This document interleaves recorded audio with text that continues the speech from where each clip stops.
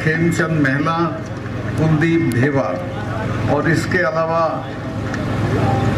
मंच पे बैठी हुई 2-3 धार्मिक विभूतियाँ, सबको मैं अपनी तरफ से प्रणाम करता हूँ। आप इतनी गर्मी के बावजूद यहाँ आए हैं, इकट्ठा हैं, बैठे हैं धीरज के साथ और आपने तमाम तरह की बातें सुनी है, तो कोई लंबी चौड़ी बात की ज़रूरत नहीं है, लेकिन मैं जो कायदे की और ज़रूरी बात है वो करना चाहूँगा। भाइयों, इस वक्त देश और ख़ास तौर से किसान कौमें बहुत कठिनाई से गुजर रही हैं। अगर दिल्ली में बैठे हुए लोगों का बस चला तो वो सबसे पहले तो खेती को ख़त्म कर देगी, ताकि आप खेती छोड़ के शहरों में भाग लो मजदूरी के लिए, और उसके बाद फौज को ख़त्म कर देगी। एक तरह से किसान कौमों को बर्बाद करने का नक्शा पास हुआ है। इस पे लड़ना पड़ेगा और जो लोग लड़ेंगे वो बचेंगे। एक बार हमारे गांव के पास शिवाजी महाराज के गुरु थे, समर्थ गुरु रामदास, वो आ गए थे। 4-5 दिन वो रहे, उन्होंने प्रवचन दिया और आखिरी दिन उन्होंने चौधरी लोगों से पूछा कि भाई बताओ, मैं 5 दिन से तुम्हारे बीच में बोल रहा हूँ, तुमने क्या सीखा? एक चौधरी खड़ा हो गया कि हमने ये सीखा कि जो कौमें रुका रोला करेंगी वो जिंदा रहेंगी, यानी जो लोग लड़ेंगे वो जिंदा रहेंगे। मैं आपसे कहने आया हूँ कि लड़ने की आदत डालिए और लड़ने का फैसला कीजिए। ये जो अभी मीर साहब ने कहा कि किसान आंदोलन, धरना खत्म हुआ है, आंदोलन खत्म नहीं हुआ है, चूँकि हमारी मांगे वहीं की वहीं हैं। जो एमएसपी की मांग है उसके बिना तो हमारा गुजारा नहीं है, चूँकि हम जितनी चीज़ें पैदा करते हैं उनका दाम बढ़ता नहीं है, जितनी चीज़ें खरीदते हैं उनका दाम बढ़ता है, और नतीजा ये है कि किसान हर दिन गरीब हो रहा है, उसकी खरीदने की ताकत खत्म हो रही है। मैं कॉलेज में पढ़ता था तो शाम को हम खाना खा के हॉस्टल से घूमने जाते थे। एक कब्रिस्तान में एक कव्वाल कव्वाली गाता था, तो उस कव्वाली को मैं खड़े होकर सुनने लगता था। उसमें एक शेर गाता था जो मैंने समझा ये हमारे लिए गा रहा है। उसका था कि खंजर पे कोई छींट, ना कपड़ों पे कोई दाग, खंजर पे कोई छींट, ना कपड़ों पे कोई दाग, तू कत्ल करे है कि करामात करे है। ये सरकार भी उसी तरह। तो आपसे भी मैं कहना चाहता हूँ कि आप भी अब तो संगीने भी नहीं हैं।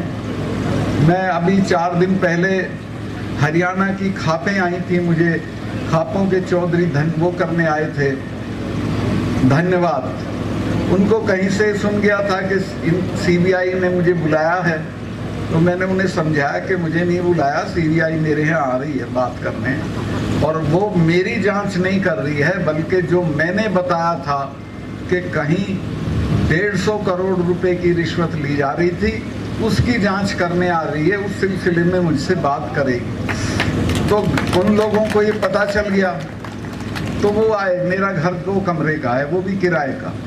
तो मैंने उनको एक पार्क में उनका खाना बनवाना शुरू कर दिया। तो प्रधानमंत्री के यहाँ से आदेश हुआ और पुलिस आ गई, और पुलिस ने कहा कि साहब यहाँ खाना नहीं बनेगा, ये पब्लिक प्लेस है, डीडीए की ज़मीन है। मैं कहा यहाँ नहीं बनेगा तो मेरा तो घर है नहीं, मैं तो थाने में ही बनेगा। फिर चलो भाई, तो हम थाने पे जा चढ़े और 2 घंटे के अंदर अंदर फिर आदेश बदल गया। फिर उन्होंने कहा हमने किसी को गिरफ्तार नहीं किया है, सब फ्री हैं, खाना खा के जा सकते हैं। वहीं खाना बना और खाया और चले आए। तो अगर अड़ जाओगे, अगर हिम्मत कर लोगे, तो कोई आपके सामने खड़ा नहीं रहेगा। कोई डरने की ज़रूरत नहीं है किसी से। आप अपना हौसला रखिए, एकता रखिए, जातियों का इकट्ठ रखिए, इसमें ये जात और वो जात मत करिए, तो आप कामयाब होंगे और आपको कोई नहीं रोक सकता। मैं बहुत लंबा हो गया, इसी के साथ मैं आपका आभार व्यक्त करता हूं कि इतनी गर्मी में भी आप आए। मुझे दिल्ली जाना है, कोई मीटिंग है शाम की, तो मैं अभी निकलूँगा और स्वामी जी महाराज के भजन से वंचित रहूँगा, उनसे माफ़ी मांग के जाऊँगा। बहुत बहुत धन्यवाद।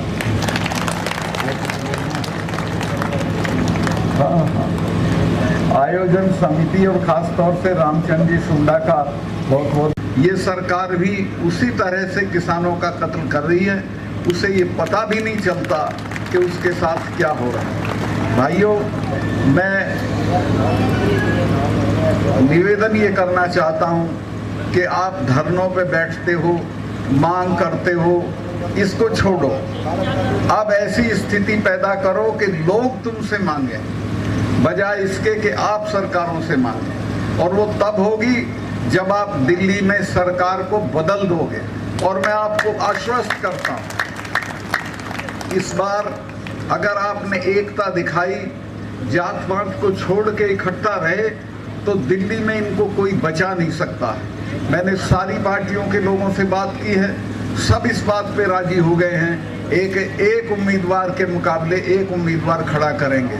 अगर ऐसा हो गया तो ये दिल्ली में बचेंगे नहीं, और अगर ये बच गए तो एक बात समझ लो, फिर आप नहीं बचेंगे। ये आखिरी मौका है हम लोगों के लिए कि हम अपने पेशे को, अपनी ज़मीनों को, अपने बच्चों को बचाएं। मैं बहुत लंबा भाषण नहीं देना चाहता, सिर्फ इतना कहना चाहता हूं कि देश बहुत गलत आदमी के हाथ में है। जब ये अभी मैं बोला था 4-6 दिन पहले, बड़ा शोर हो गया देश में, इन्होंने बड़ा तमाम तरह के लोग वो पालतू जो हैं वो लहका दिए मेरे ऊपर। मैंने ये बताया था, जो सच था उसी वक्त बताया था जब मैं ये था गवर्नर था, कि जो वहाँ पुलवामा में जो अटैक हुआ हमारे सिपाहियों पे, 40 लड़के मरे हमारे जवान, वो नहीं मरते अगर ये उनको 2 हवाई जहाज दे देते, 5 हवाई जहाज। वो लड़के अगर मेरे से मांग लेती सीआरपी तो मैं 5 हवाई जहाज दे देता, लेकिन गृह मंत्रालय ने वो उनको हवाई जहाज नहीं दिए और वो सड़क के रास्ते चल दिए। उस सड़क के रास्ते में मैं गया जिस दिन ये दुर्घटना हुई, उसके बाद उसमें 10 किलोमीटर के एरिया में करीब 10 जगह सड़क आके मिलती है। उस पे एक जिप्सी भी खड़ी थी किसी को रोकने के लिए, कोई भी आ सकता था, तो वो आया, भरी हुई गाड़ी थी विस्फोटक की, और एक गाड़ी में मार दी और हमारे 40 जवान शहीद हो गए। ये कहीं अपनी शूटिंग करा रहे थे उसमें नेशनल कॉर्बेट पार्क में, यूपी में है वो, तो वहाँ टेलीफोन की सुविधा नहीं हो, इनकी शक्ल नहीं पहचानी जाएगी। ये जो आज इनका घमंड है, ये सारा चूर चूर हो जाएगा। सब सहमत हो गए, सारी पार्टियां सहमत हो गई। मैं बहुत लंबा भाषण कर दिया, मैं इतना ही कहना चाहता हूं कि ये मौके रोज नहीं मिलते हैं। ये मौका भी फिर तो 5 साल को बाद जाएगी, और 5 साल में तो ये इतनी बर्बादी कर देगा कि आप अंदाज भी नहीं कर सकते। 5 साल में तो पता नहीं क्या क्या हो जाएगा। तो मैं काफ़ी आपका समय लिया, अभी मैं इतना ही हाँ, असली चीज़ तो मैं बोल ही नहीं रहा था, वो थी यहाँ के शहीदों की कुर्बानी। आपके जो 5 लोग शहीद हुए थे, वो अंग्रेज़ों की बंदूकों के सामने खड़े हो गए थे। जब उनकी औलाद हो तो इससे क्या डरने की ज़रूरत है, ये तो कोई चीज़ ही नहीं है। उनसे सीखो, उन्होंने अपना सब कुछ न्यौछावर कर दिया आपके लिए, और आज उनको हम अच्छा तो इसमें शंभू सिंह जी भूखर थे, तुलसाराम जी भूखर थे, तीकूराम जी, सिंह लगा दो अब इनके आगे, राम नहीं थे। चेता जी भूखर थे, आशाराम जी पिलानिया थे, चौधरी छोटू राम ने सीकर में एक महायज्ञ किया था। उसके बाद लोगों में चेतना आई थी, लोग खड़े हो गए थे, अपने नाम के सामने सिंह लिखने लगे थे, लेकिन सामंती ताकतों को वो गवारा नहीं था। इन 5 ने वो नाम भी लिखा, और लगान के मामले में ये संगीनों के सामने खड़े हो गए, मारे गए। इसलिए हम इनका आज जन्मदिन मना रहे हैं, और उसी दिन से सब मना रहे हैं, और आगे आने वाली पीढ़ी भी मनाती रहेगी, क्योंकि उन्होंने काम ही ऐसा किया था। तो आपसे भी मैं कहना चाहता हूँ कि